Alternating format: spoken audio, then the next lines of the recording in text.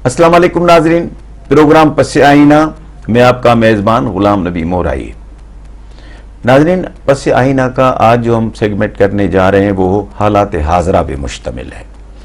और जब हालात हाजरा की बात करते हैं तो हमारे मुबल्ला शाह साहब से भी हम जो आज के मामलात है उस पर बात करेंगे। पहला इशू तो ये है कि सिंध में एक पार्टी सिस्टम है, सिंगल पार्टी सिस्टम है, पीपल्स पार्टी मेजॉरिटी 2/3 मेजॉरिटी में आ जाती है या मेजॉरिटी में एब्सोल्यूट मेजॉरिटी में आ जाती है। और बाकी जो अदर ग्रुप्स हैं, MKM या कराची की जो कुछ पार्टियां हैं वो भी इतना थ्रेट पोज नहीं कर पाई हैं पीपल्स पार्टी को। रूरल एरियाज में भी इतना बड़ा थ्रेट नहीं है पीपल्स पार्टी को।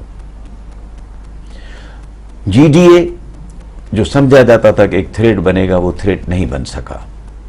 वो GDA में एक तो मुस्लिम लीग फंक्शनल और बाकी इंडिविजुअल पॉलिटिशियंस उसमें थे, अरबाब गुलाम रहीम, गौस बख्श महर और महर बरादरान और कुछ और लोग। अब ये है कि एक चीज़ जो नई डेवलपमेंट हुई हुई है, अरबाब गुलाम रहीम जो साबिक चीफ मिनिस्टर हैं सिंध के, उन्होंने PTI ज्वाइन की है।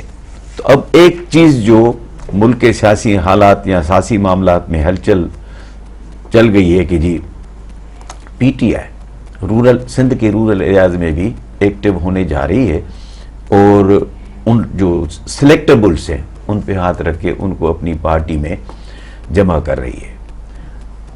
अब सिंध में क्या इन हालात में कोई सेकंड पॉलिटिकल फोर्स बन पाएगा PTI की सूरत में, या जो हमारे लोग जिस तरह जा रहे हैं तो क्या वो सूबाई हुकूमत के होते हुए, तीसरी बार सूबाई हुकूमत के होते हुए, क्या वो इस ब्यूरोक्रेसी, क्योंकि इलेक्शन तो ब्यूरोक्रेसी कराती है ना, तो क्या वो इलेक्शन में कुछ कर पाएंगे? ये एक ऐसा सवाल है कि हम जब पाकिस्तान की बात करते हैं तो पंजाब में 4-5 पॉलिटिकल फोर्सेस हैं, पॉलिटिकल पार्टीज हैं, KP में भी 3-4-5 है, बलूचिस्तान में भी 4-5 है, पंजाब में PTI है, नवाज लीग है, पीपल्स पार्टी है, जमात इस्लामी है और मुस्लिम लीग कॉफ है। तो ये मुख्तलिफ पॉलिटिकल फोर्सेस उधर हैं। KP में भी इस तरह मौलाना फजल रहमान है, वली खान फैमिली है और मुस्लिम लीग भी है, उधर नवाज लीग भी है, तो कुछ और छोटी छोटी पार्टीज भी हैं। बलूचिस्तान में भी इस तरह है। सिंध में सिंगल पार्टी, इसलिए मैंने कहा कि एक ही पीपल्स पार्टी है जो मेजॉरिटी वोट लेके आती है। ये एक तरह से अच्छा भी है, एक तरह से बुरा भी है। अच्छा ये कि जी चलो जी पूरा पलड़ा इनके है गोद में, या इनकी जिम्मेदारी है कि पीपल्स पार्टी क्या कर रही है सिंध में, क्योंकि तीसरी बार हुकूमत में है और तीसरी बार हुकूमत में आने तक क्या इनकी कारकर्दगी ठीक है या ठीक नहीं है। फिर जो दूसरा पॉलिटिकल फोर्स है जो बनने जा रहा है या बन पाएगा कि नहीं पाएगा, तो एक ऐसा इशू है। आपकी राय लेना बड़ा ज़रूरी है राय लेनी बड़ी ज़रूरी है देखो हमारी नाज़रीन, हमारी उर्दू ठीक हो जाएगी इंशाल्लाह, घबराएं नहीं, फिक्र न करें। हाँ अच्छा भाई साहब, हम कोशिश तो करते हैं ना, हमारे कुछ उर्दू दान सिंधी बोलने की कोशिश भी नहीं करते जो सिंध में रहते हैं, उनके मुस्तकिल मफादात सिंध में है। हमारे साथ ही ना मरना है, पानी इस इंडस का पीते हैं, जब पानी का इशू आता है तो वो बात नहीं करते और वैसे जैसे पानी आसमान से आएगा वो पिएंगे। ये हम एक्चुअली हमारे इस प्रोग्राम का मकसद भी है कि सिंध में हम आहंगी हो। जी जनाब। साहब भाई बिल्कुल यही मकसद है कि हम आहंगी हो और ये हो कि एक दूसरे की ज़ुबानें भी समझें ताकि एक दूसरे के करीब आ जाए, एक बेहतर एक म्यूचुअल आपस की अंडरस्टैंडिंग हो और ज़बान की बुनियाद पे कोई पार्टी ना हो और एक प्रोग्राम की बुनियाद पे पार्टी सबकी हो और एक दूसरे को समझे। लिटरेचर में, म्यूज़िक में, कल्चर में इतनी रिचनेस है हर एक ज़ुबान की, और जितनी आप زیادہ کھلیں گے اور ایک دوسرے کی زبانیں اور کلچر سے واقفیت ہوگی، اتنی جو تعلقات بہتر ہوں گے اور ایک پیس اور پراسپیرٹی بھی آئے گی۔ اب آتی ہے وہ آپ کی جو بات ہوئی ہے، اس کو میں دو زاویوں سے دیکھتا ہوں، ایک سندھ کے لحاظ سے اور ایک پاکستان کے لحاظ سے۔ سندھ میں آپ نے کہا کہ وہ مورلیس کم و بیش ایک پارٹی پیپلز پارٹی کی حکومت ہے۔ میری نظر میں یہ ذوالفقار علی بھٹو اور اس کے بعد بے نظیر بھٹو صاحب کا جادو جو ہے وہ سندھ کے لوگوں پر اتنا اثر رکھتا ہے ابھی بھی کہ کوئی باقی جو اس کے بعد جو ہوئی ہے حکومتیں وہ کام کریں یا نہ کریں، اس میں وہ اہلیت دکھائیں یا نہ دکھائیں، لیکن ان کے نام پہ سندھ کے لوگ ابھی بھی ووٹ دیتے ہیں۔ اور دوسری پارٹیز کیوں نہیں ہوئیں؟ تو انٹرنل بھی وجوہات ہے اس کی اور ایکسٹرنل بھی وجوہات ہیں۔ اب مثلا آپ یاد کیجئے، آپ نے کہا جی ڈی اے کی بات کیجئے، آپ یاد کریں پہلے 2018 کی الیکشن سے بھی پہلے 2013 کی الیکشن، کہ جب بہت بڑا حیدرآباد میں جی ڈی اے نے بڑا زبردست جلسہ کیا تھا، ٹھیک ہے، لاکھوں لوگ اس میں اکٹھے ہوئے تھے، ٹھیک ہے، اور جتنی بھی پیپلز پارٹی کے خلاف جو لوگ تھے، گروپس یا پارٹیز یا افراد، سارے ایک لحاظ سے متحد ہو کے اس پلیٹ فارم پہ گئے تھے، ٹھیک، کچھ نہیں ہوا اس کا۔ وہ پہلی اور آخری میٹنگ تھی، پبلک میٹنگ جو انہوں نے کی۔ اب اس کی کیا وجوہات ہیں لوگوں کو بھی معلوم ہے کہ کس طرح وہ ٹائم فش ہو گیا، ختم ہو گیا، اس کے ہوا نکل کے جی ڈی اے سے۔ افسوس کی بات ہے اس میں بہت سے لوگ کہتے ہیں کہ وجہ کیا تھی، ٹھیک ہے صاحب۔ تو ہمارے ہاں اس وجہ سے بھی اپوزیشن پیدا نہیں ہوئی پیپلز پارٹی میں کے خلاف، اور چاہے وہ کچھ بھی کریں۔ ایک تو بھٹو کا نام جو ہے ابھی بھی وہ برانڈ نیم اتنا پاورفل ہے، اس برانڈ نیم کو لگا کے بہت سے کام یہ کر رہے ہیں۔ اس کا ایک سبب یہ بھی ہے کہ بھٹو پاکستان بننے کے بعد واحد سندھی لیڈر آگے آیا جو پاکستان کا سربراہ بنا۔ 1970 تک ون یونٹ کے آثار نے سندھ کے لوگوں کو بالکل ہی ذہنی طور پہ اس کو پامال کر دیا تھا، مطلب لوگ جو ہیں بڑے ڈسٹریس میں تھے، ون یونٹ کے دور میں بڑے ڈسٹریس۔ اور بھٹو صاحب آئے، انہوں نے ریلیف دیا، کافی حد تک اوپننگز دیں۔ پھر جو سب سے بڑا فیکٹر جو مجھے نظر آتا ہے شاہ صاحب وہ یہ ہے کہ ہی ڈائیڈ اے بریو مینس ڈیتھ۔ جس طرح انہوں نے شہادت قبول کی، وہ ایک بہادری، یہ ریزنز ہیں، ادروائز ہو سکتا ہے اتنا بڑی لوگ تعداد میں اتنی بڑی سپورٹ سندھ کے نہ دیتے، مگر ایک یہ بھی شہادت جو بڑا اثر کیا اس نے، بڑا اثر کیا، وہ اثر لوگوں کے ذہن سے ابھی تک نہیں جاتا۔ کوئی چھوٹے موٹے اختلافات ہوں بھی ان سے، لیکن اس بات سے جس انداز سے انہوں نے شہادت قبول کی، عزت سے، ہمت سے، اور اپنے آپ کو کم نہیں کیا، اپنے آپ کو کمپرومائز نہیں کرایا، اور پاکستان میں پاکستان اپنے آپ کو بیچا نہیں، معافی نہیں مانگی۔ یہ جو چیزیں ہیں لوگوں کے دلوں سے یہ غائب نہیں ہوتی، چاہے کوئی کچھ بھی کرے، اور اس کا فائدہ باقی لوگوں نے اس کو جو اٹھایا ہے۔ ایک تو یہ جادو اور اس کی وجہ ہے، اور پھر یہ بھی ہے نا، بھٹو صاحب گاؤں گاؤں گئے، یہ صرف اوپر ڈرائنگ روم کی پالیٹکس نہیں تھی ان کی جو تھی وہ واقعی عوامی لیول کی پالیٹکس تھی۔ گاؤں گاؤں گئے، چھوٹے گاؤں میں لوگوں، غریبوں کے گھروں میں، چھوٹے ٹی سٹالز پر، یہ وہ گراس روٹ لیول کا لیڈر تھا، تو یہ نہ پہلے کسی نے کیا نہ بعد میں کسی نے کیا۔ بالکل صحیح، بالکل یہ جو باتیں ہیں تو ہی اسٹینڈز آؤٹ کہ as the unique political figure in Pakistan's history. چونکہ یہاں سے گئے سندھ سے تو اس لیے سندھ والوں کا ایک اسپیشل لگاؤ بھی. اچھا اب اس بات کا جواب دیں کہ کیا اگر پی ٹی آئی سندھ میں انٹرسٹ لے رہی ہے تو کیا کوئی پولیٹیکل فورس بنا پائے گی؟ اب اس میں ایک مثال دوں. اگر ہم اس زاویے سے اب میں دوسری بات کہہ رہا تھا نا کہ ایک تو سندھ کے لحاظ سے دوسری پاکستان کے لحاظ سے. اب آیا کتنی پی ٹی آئی کتنے حد تک وہ ایک کمپیٹیٹو فورس پیدا کم ہونی چاہیے نا. پالیٹکس ڈیموکریٹک پالیٹکس میں جمہوری سیاست میں جب تک کمپٹیشن نہیں ہوگی ملٹی پارٹی نہیں ہوگی تو پھر تو جمہوریت تو نہیں پنپ سکتی نا. اب اس کو ایک اور زاویے سے دیکھیں.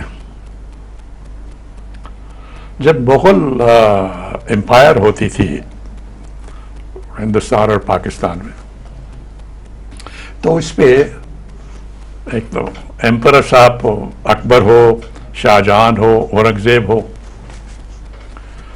تو اکثر کیا ہوتا تھا. آپ یہ ایک نئی چیز چھیڑ رہے ہیں تو وقفہ لینے کے بعد نہ شروع کریں اس کو. آپ کے پاس ناظرین لیتے ہیں ایک وقفہ, ملتے ہیں وقفے کے بعد.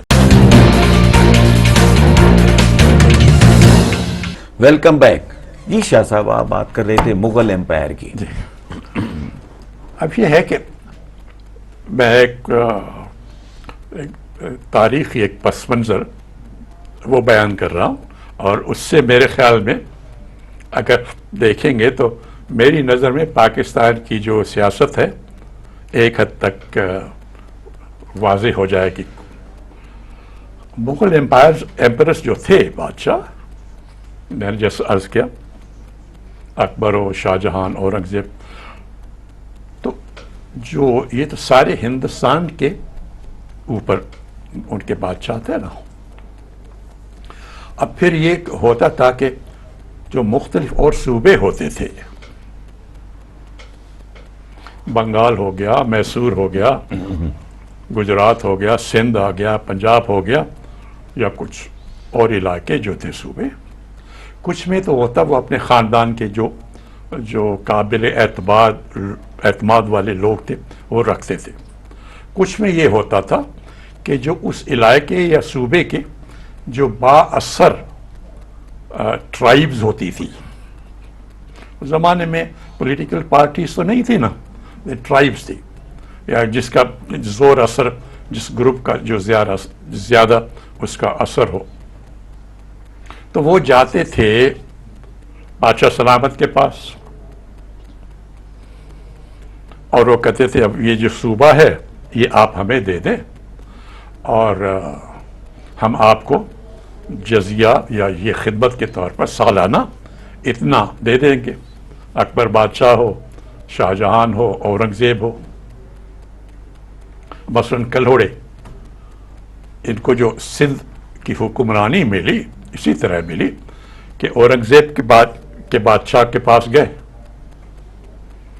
کہ صاحب ہم اتنی یہ طاقت رکھتے ہیں آپ ہمیں سندھ کی حکمرانی دے دیں اور اس کے بدلے میں ہم آپ کو یہ سال میں اتنا دے دیں گے. اب پھر وہ وہاں سے اکٹھے کر کے کچھ بادشاہ کی سالانہ ان کو دیتے تھے اور کچھ وہ اپنے پاس رکھتے تھے. اس طرح وہ سسٹم چلتا تھا. لوگوں کا کوئی لے دے نہیں ہوتا تھا کہ کون بادشاہی کرے گا یا کون اس صوبے کی حکمرانی کس کے حوالے ہوگی. ٹھیک ہے صاحب, یہ دلی میں فیصلہ ہوتا تھا. اگر آپ پاکستان کے نقشے پہ اگر ایک نظر آپ دوڑائیں تو ایک لحاظ سے آپ کو بڑی مشابہت ملے گی. عوام یہاں فیصلے کم کرتے ہیں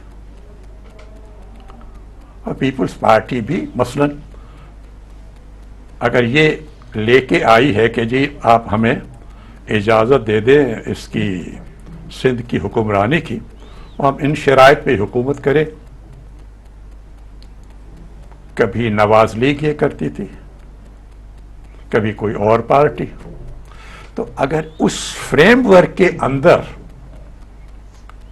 آپ اگر وہ ٹرمز اور کنڈیشنز پہ چلتے ہیں تو آپ کی حکمرانی چلتی رہے گی.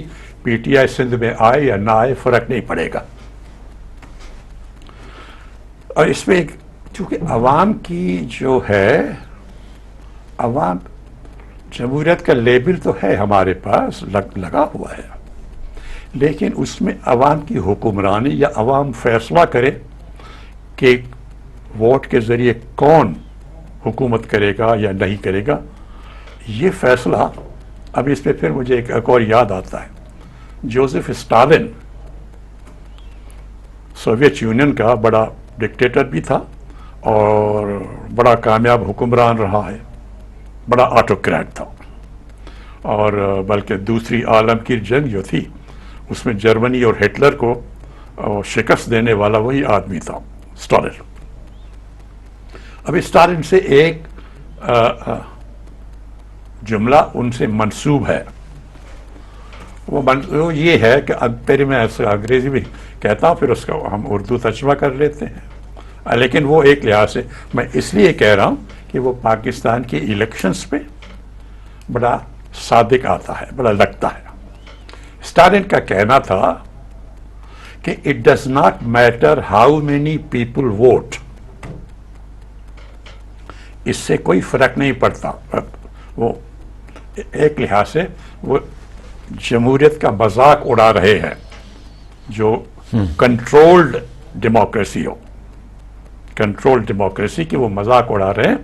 It does not matter how many people vote, کوئی فرق نہیں پڑتا کتنے لوگ جا کے بکسے میں ووٹ ڈالتے ہیں، اونلی ہو کاؤنٹس دیم، وہ گنے گا کون ووٹ، جو گنتی کرنے والا ہے وہی فیصلہ کرتا ہے۔ بالکل صحیح ہے، سندھ میں تو یہی ہو رہا ہے، ٹھیک ہے نا؟ تو وہ اسٹالن کا یہ مقولہ جو ہے پاکستان میں بھی یہی ہو رہا ہے، پاکستان میں یہی ہو رہا ہے اکثر پاکستان آپ کو دیکھا تو آپ یہ دو چیزیں اگر ذہن میں رکھیں، ایک تو وہ جو میں نے آپ کو مغل شہنشاہ کی یہ ایک مثال دی، اور ایک یہ میں نے آپ کو اسٹالن کی مثال دی، آپ کو پاکستان کی اور سندھ کی سیاست سمجھ جائے گی کیا ہو رہا ہے اور کیوں ہو رہا ہے۔ Lovely, first class, first class. اچھا، اب کشمیر کی الیکشن ہو رہی ہے، وہاں 3 پارٹیز ہیں، میجر پارٹی تو پی ٹی آئی ہے، وہ جو کلیم کرتے ہیں، اس کے بعد پیپلز پارٹی اور نواز لیگ ہے۔ اب Peoples Party P D M کا حصہ تھی اور بڑے سارے وعدے ہوئے، یہ ہوا، بہرحال اب جو صورتحال ہے ابھی جو صورتحال ہے وہ مریم نواز کہتی ہے، ایک تو پہلے بلاول بھٹو زرداری صاحب کہتے ہیں کہ مودی کو دعوت دے کر جو گھر بلاتے ہیں ان کا وزیر اعظم نہیں چاہیے آزاد کشمیر میں،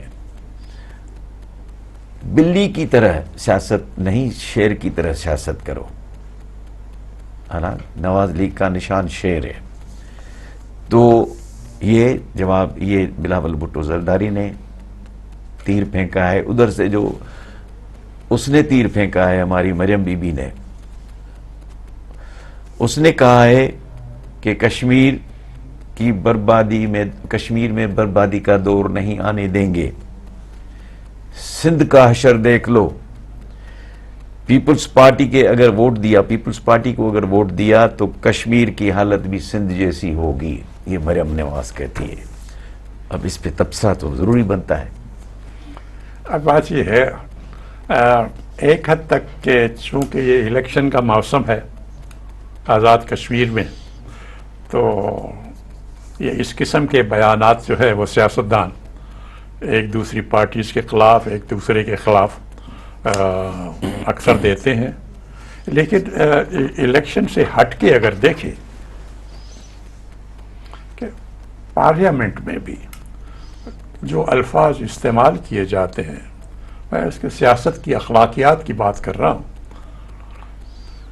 الیکشن کے موقع پہ تو آپ تھوڑا سا لائسنس دے دیں کہ بھائی ہاں الیکشنز میں ایکسیسز زیادہ، لائسنس نہیں پر ریلیکسیشن دے دیں، لائسنس اور چیز، ہاں ریلیکسیشن دے دیں کہ بھائی آپ تھوڑا سا الیکشن کے زمانے میں ایکسیسز زیادتیاں الفاظ میں، لیکن پچھلے کچھ سالوں سے ہر جگہ ایک پیٹرن آ گیا ہے کہ ایسے گندے الفاظ ایک دوسرے کے متعلق بیان نازیبا کرتے نازیبا بڑے نازیبا ان پارلیمنٹری.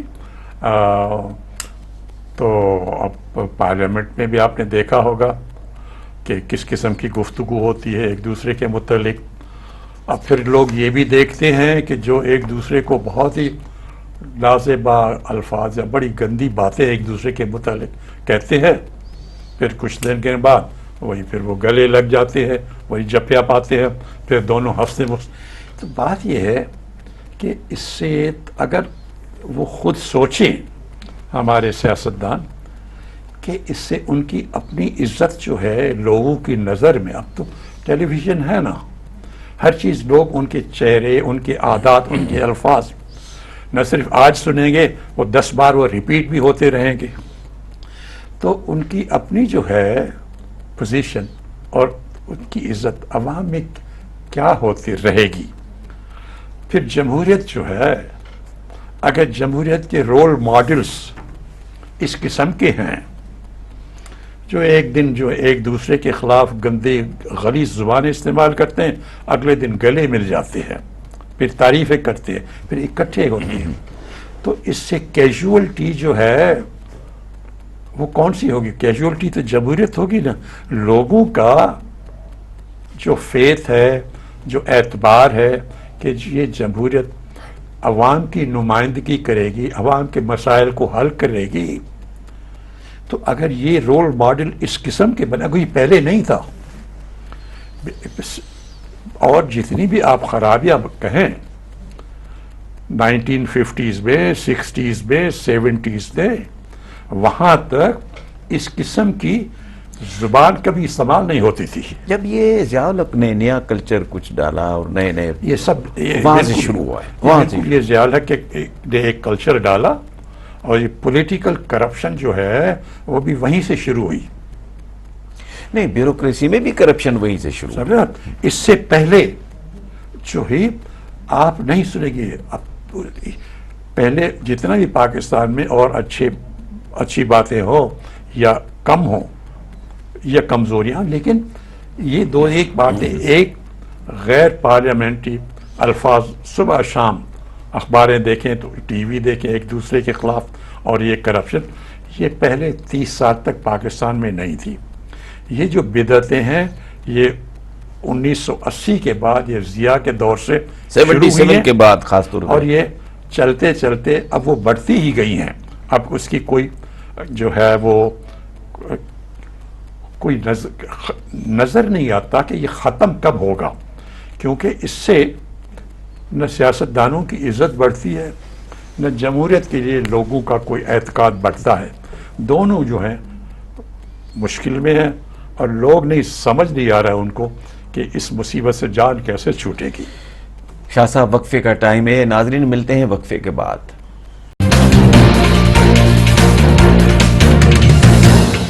ویلکم بیک ناظرین. شاہ صاحب، افغانستان میں جیسے امریکہ نے اناؤنس کیا یا اب امریکہ کافی حد تک جا چکا ہے، تو وہاں ان کی جو جنگیں اندر شروع ہو گئی ہیں، اور طالبان نے سم پیپل سے کہ کوئی 75%، 80% افغانستان پہ قبضہ کر لیا ہے. انہوں نے عبداللہ کا بھی ملا لیا ہے اور کچھ جو کیا ہے. تو اس طرح تو نہیں لگتا کہ افغانستان میں سکون ہوگا یا کوئی وہاں نارمل حالتیں ہوں گی. آپ کیا دیکھتے ہیں؟ افغانستان کی صورت کیونکہ اس کو آپ جلدی وائنڈ اپ کریں گے تو میرے پاس ایک اور سوال ہے جو ریلیونٹ ہے. افغانستان کی جو صورتحال ہے، اور جو پچھلے پھر چند دنوں میں جو وہاں پہ گراؤنڈ ریئلٹیز جو تبدیل ہو رہی ہے، لڑائی، اور مثلا طالبان کی رپورٹس ہیں کہ جو افغانستان کی سرحدیں دوسرے ملکوں سے جو ملتی ہیں، انہوں نے ان سرحدی چوکیوں پر قبضے کر لیے ہیں. تو افغان حکومت کے پاس وہ چوکیاں نہیں رہیں.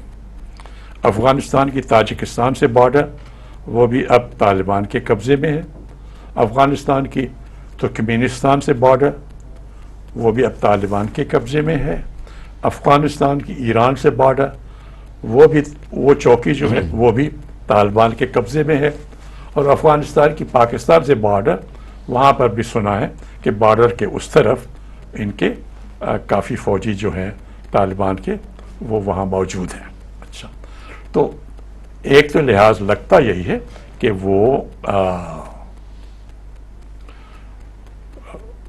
قبضہ کریں گے باقی کابل پر، اور جیسے ہر ایک کہہ رہا ہے کہ وہاں پہ خون ریزی ہوگی، سول وار کے خدشے ہیں، اور اس کا نتیجہ دو چیزیں نکلیں گی. خاص طور پر اگر ہم اپنے پاکستان کے لحاظ سے دیکھیں تو پاکستان کو دو خدشات ہوں گے. ایک تو وہاں سے کافی ریفیوجیز یہاں کراس کریں گے پاکستان میں. اب ان ریفیوجیز کے اندر کیا پتا کہ کون سے اسپائز ہیں، کون سے ٹیررسٹ ہیں، کون سے ملیٹنٹس ہیں. وہ پھر پاکستان میں کے الگ ایک مسائل پیدا کریں گے. اور پھر دوسرا پاکستان کے لیے یہ مسئلہ ہوگا کہ اگر وہاں پہ طالبان کی دوسرے جو تاجک ہیں، ازبیک ہیں، یا جو ہزارہ ہیں، یا جو فارسی دان ہیں، ان سے مل کے ایک نیشنل گورنمنٹ نیگوسیشنز کے ذریعے نہیں بنتی، تو پھر ہمارے ہاں ملیٹنسی بڑھے گی. وہاں پہ اگر طالبان کی اکیلی حکومت بنتی ہے، افغان طالبان کی، تو یہ جو تحریک طالبان پاکستان ہے اس کو شہ ملے گی وہاں سے کہ ہمارے بھائی، یا کچھ لوگ کہتے ہیں کہ دونوں ایک ہیں، اور انہوں نے ایک اسٹریٹجی کے طور پر الگ الگ اپنے رکھے ہیں تاکہ پاکستان سے فائدہ بھی لیں، لیکن پاکستان کو ٹی ٹی پی سے نقصان بھی ہو رہا ہے. تو اس کا مطلب پاکستان کے لیے ایک تو بہت سے لوگ مائیگرنٹس جو ہیں، ریفیوجیز یہاں آئیں گے، اور ریفیوجیز کے اندر کون سے ٹیررسٹ ہیں، کون سے ملیٹنٹس ہیں، کون سے ڈبل ایجنٹس ہیں، اسپائز ہیں، کون آتا ہے اس کے اندر، وہ ایک خدشہ پاکستان کے لیے رہے گا. اور دوسرا یہ کہ اگر وہاں پہ طالبان کی حکومت قائم ہو جاتی ہے، اگر نیشنل گورنمنٹ نہیں بنتی اور صرف طالبان کی ایک حکومت بنتی ہے، تو پھر اس سے شہ ملے گی جو تحریک طالبان پاکستان ہے اس کو بھی، اور پاکستان میں اور جو ملیٹنٹ گروپس ہیں. تو پاکستان میں ٹیررزم اور ملیٹنسی کے واقعات بڑھنے کا خدشہ ہے. ایک تو غلط لوگ آ جائیں گے اور پھر ملیٹنسی بڑھے گی. تو پاکستان کو پریکٹیکل اقدام لینے چاہیے، عملی اقدام لینے چاہیے، تاکہ ان دو چیزوں سے اپنے معاشرے کو، اپنی سوسائٹی کو، اپنے ملک کو ہم بچا کے رکھیں. جی شاہ صاحب، اور جو بڑا امپورٹنٹ ایشو ہے وہ یہ ہے کہ ایف آئی اے نے یہ انرتھ کیا ہے بہت بڑا اسکینڈل کہ 40 لاکھ لوگوں کو نادرا کی کرپٹ افسروں نے شناختی کارڈ بنا کے دیے ہیں، اور وہ جو ان کے لیے جو پیرامیٹرز تھے وہ ان کو بھی نہیں دیکھا ہے. اب اس میں افغانی بھی ہیں، اس میں برمیز بھی ہیں، اس میں کچھ القاعدہ کے لیڈرز بھی ہیں. تو یہ جو انہوں نے انرتھ کیا ہے، تو اس میں انہوں نے جو سہولت کاری کی ہے، تو اس میں انہوں نے 1951 جو والا جو ایکٹ ہے اس کو جو بھارتی مہاجروں کے لیے بنا تھا، جو بھارت سے مہاجر آئے تھے، جس کے لیاقت علی خان نے فل سپورٹ دی تھی، وہ یہ بھی نہ سوچا کہ یہ بنا تو رہے ہیں، آگے جا کے پاکستان کا کیا بنے گا، اس کو آگے اس کی آڑ میں انہوں نے شناختی کارڈ بنائے ہیں. اب یہ 40 لاکھ تو بہت زیادہ لوگ ہیں، اس کا کیا بنے گا؟ اور تقریباً میجورٹی کراچی میں ہے. اب صاحب یہ ایک تو ان کو کریڈٹ دینی چاہیے ایف آئی اے کو، اور یہ ڈائریکٹر جو ہیں اور جو بھی ان کے سینئر ہیں جنہوں نے یہ کوشش کر کے اور اس قسم کے جو ڈیٹا اکٹھی کر کے پھر عوام کو بتایا ہے. یہ تو کئی سال سے یہ مسئلہ چل رہا ہوگا نا. 40 لاکھ لوگ غیر قانونی یہاں ہیں اور انہوں نے اپنے ڈاکیومنٹس بنا لیے ہیں حکومت کے. یہ 40 لاکھ وہ ہیں جو انہوں نے ڈاکومنٹ بنائے ہیں جو اور غیر قانونی اور ہیں اس کے علاوہ ہے. اب آپ دیکھیے نا، اپنے ملک کو، پاکستان کو کیا کہیں، اس کو اتنا پورس بنا دیا ہے، اس میں اتنی کہ ہر ایک آدمی، ہر قسم کا آدمی، criminal who, spy who, double agent who, terrorist ہو، کوئی بھی ہو یہاں آسانی سے آ جاتا ہے اور پھر ہمارے ملک میں یعنی غیر لالیسنس اور کرپشن ایک اتنا کلچر بن گئی. میں ایک ہندوستانی ٹی وی کو دیکھ رہا تھا تو وہاں ایک سیاستدان یہ کہہ رہا تھا کہ بھئی ہمیں پاکستان پہ حملے کرنے کی ضرورت ہی نہیں ہے. وہاں بہت سارے لوگ ہیں جو اپنے آپ کو بیچتے ہیں, پیسے لیتے ہیں اور آپ کا کام کرتے ہیں, ان کے تھرو کام چلاؤ, آپ کیوں بم گولا استعمال کرتے ہو؟ تو یہ کمزوریاں ہندوستان کو بھی پتہ ہے کہ ہماری کمزوریاں یہ ہیں. صاحب میرے خیال میں اگر مجھے یاد رہتا ہے پرانی ایک بات, تو ولی خان نے بھی قومی اسمبلی میں اس قسم کی بات کی تھی کہ بھائی ہمارا جو ہماری اخلاقی اقدار ہیں اتنی گری گئی ہیں, یہاں تو پاکستان کے لیڈران کو خریدنا بڑا آسان ہے بھائی. سرکاری افسر ہوں, اب یہ کہہ رہے ہیں نا جو ڈائریکٹر ایف آئی کے 60% سندھ گورنمنٹ کے جو اہلکار ہیں وہ کرپٹ ہیں, یہی کہہ رہے ہیں نا.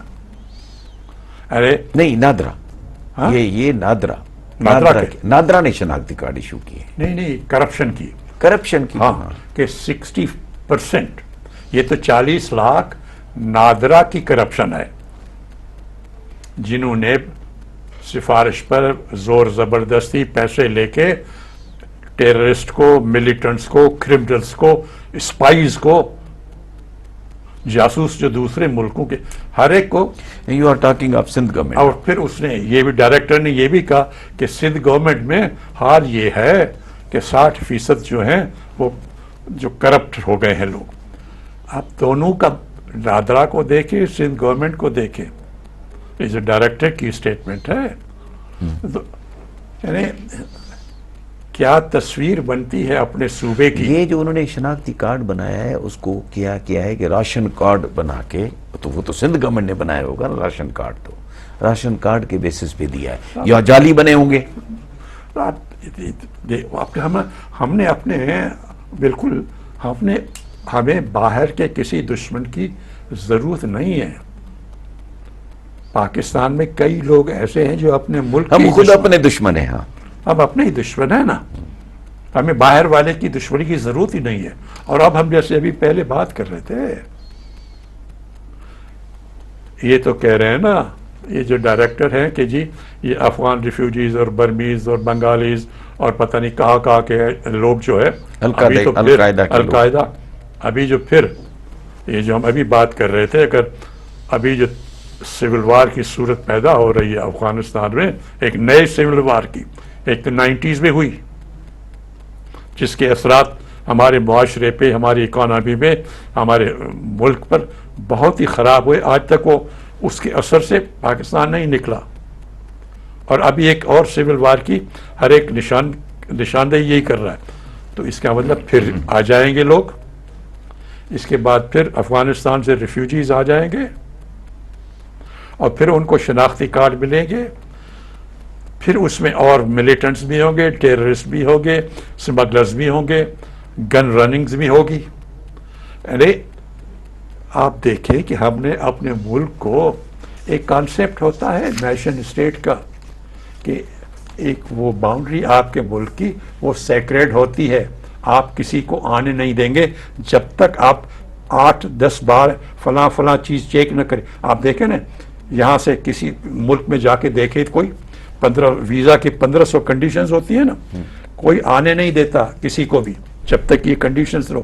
ہم نے اپنی بارڈرز کو کھولا ہوا ہے, جو چاہے اندر آ جائے, کرمنلز ہو, ٹیررسٹ ہو, ملیٹنٹس ہو, کوئی چور بدماش جو بھی ہو. اور یہ کئی سالوں سے چل رہا ہے, یہ 1980 سے, بالکل 80 سے چل رہا ہے. اور حشر یہ ہوا ہے. یعنی آپ دیکھیں کہ اپنے ملک کے ہم نے مسائل کتنے پیدا کیے ہیں اور کیا سیریس سچویشن بن گئی ہے. اب اس کا علاج یہ ہوگا, ہم اگر سولوشن کی طرف دیکھیں تو وفاقی حکومت اور صوبائی حکومت دونوں کو قانون کی حکمرانی کے لیے سخت اقدامات لینے پڑیں گے. یہ جو 40 لاکھ ہیں ان کی کینسلیشن کرے. اور جو رشوت اتنی عام ہو رہی ہے، اگر یہ ڈائریکٹر صحیح کہہ رہے ہیں تو اس کے سبتے باپ کے لیے کوشش کریں. اگر یہ دونوں چیزیں چلتی رہیں گی تو پھر آپ دیکھیں ہم کیا مستقبل ہوگا. اللہ مالک. ناظرین، پروگرام کا وقت ختم ہوا. خدا حافظ.